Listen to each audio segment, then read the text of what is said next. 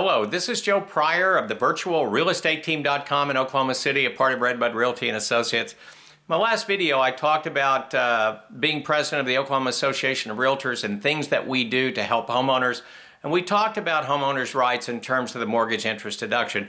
Today, I want to turn to a more local issue, and that is something else that we're trying to do through the legislature here in Oklahoma, which is the Abandoned Property Act, or the Abandoned Property Initiative. You know, the market here is extremely good. My home market of Edmond is fantastic. I mean, it has the highest income in the state. It has the highest amount of college educated people in the state of any community, and the market is just flying up there. And you know, you don't have blighted properties. It is a suburban area that is very much a bedroom community of higher end people in terms of home ownership prices. But we have a real problem in our inner city here. We have a real problem as we get down into lower and lower priced neighborhoods, and that is properties that are abandoned and neglected. And we're trying to do something about that and preserve homeowners' rights, and sometimes that's a delicate balance. Let me tell you the size of the problem. In Oklahoma County, the main county of the Oklahoma City area, greater Oklahoma City area, we estimate that at this time we have around 20,000 properties that are considered abandoned. Now that is typically, nothing has been done. It's been unoccupied for 6 months or more. It's just sitting there. But the problem is even bigger than that, because 40% of these properties have been abandoned for 3 years or more. In other words, for 3 years, nobody's done anything. They haven't mowed the yard. They haven't come by and checked on it. It's completely abandoned and neglected. And of these 20,000 properties, 4,000 of them are at a point where they need to be torn down. And this is money that is going from the city that is going nowhere productively. In other words, now what happens, we got to tear that property down. The city's got to pay for that.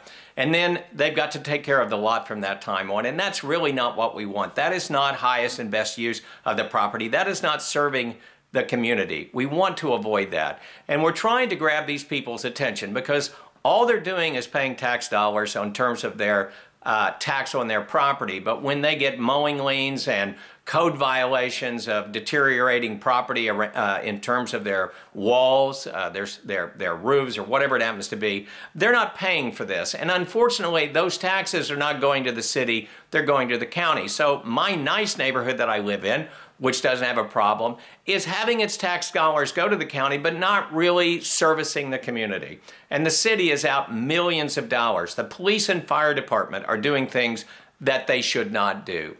Now, we propose that there has got to be a way that if you abuse the property rights that you have, you should not have that property. Now, we're not talking about property that's owned by mortgage companies that are going into a foreclosure, because they have outlets to take care of things. They can go to the property if it's been abandoned, they can change the locks, they can winterize it, they have asset managers that check on it, mow it, and take care of it. And eventually it's going to be returned to productivity. That's not what we're talking about. We're talking about people that are doing absolutely nothing, and at some point, the amount of fines that they have actually exceed the value of the property. And so what we want to do is put in some safeguards into this to say, look, if you don't want to lose this, we're going to, before it gets to the court, before a judge says, look, yes, we have the right to take the property, and what we want them to do is grab their attention. We want them to fix that property up to its highest and best use. That's something as realtors we're supposed to do. We don't want them to just continue abuse the property owners that are taking care of their property. And I tell you, I do broker price opinions. My team does those. We go all over the city. We go into some of these very, very poor neighborhoods, and we see this firsthand. We see the people that really, even though maybe they're a blue-collar worker, maybe they're low income, but they're house proud. They take care of things. But next door is just something that's just rotting away. It's been vandalized. It may be used as a drug house.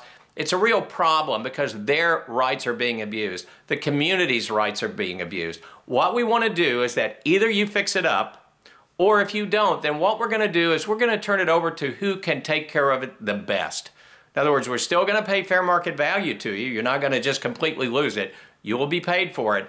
But it's going to be given to something like Habitat for Humanity, for instance, where we can create some effective low-cost housing for people in Oklahoma City, that we can raise the people's values around there. Those people that probably more than anybody else need some equity in their homes. This is the way that we make our community better. It can only be made better if we do not abuse the privilege of home ownership. You know, if you have a car, you're supposed to have a license. And if you have a license, you're supposed to have insurance. If you have insurance and a license and you drive a car, you're not supposed to drive drunk and create a hazard for other people. And if you do this continually, you're going to lose your privilege. It shouldn't be any different in terms of housing. Oklahoma City is a great place to live. It's a wonderful city doing a lot of good things, but we cannot neglect the poorest of our groups here.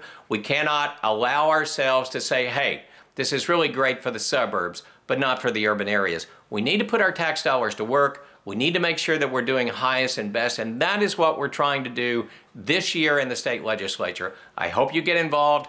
You can email me at joe@joepryor.com if you want some more information, you want to talk about it. I'm glad to discuss it with you because we care about our city, we care about our community, we care about all people, rich and poor.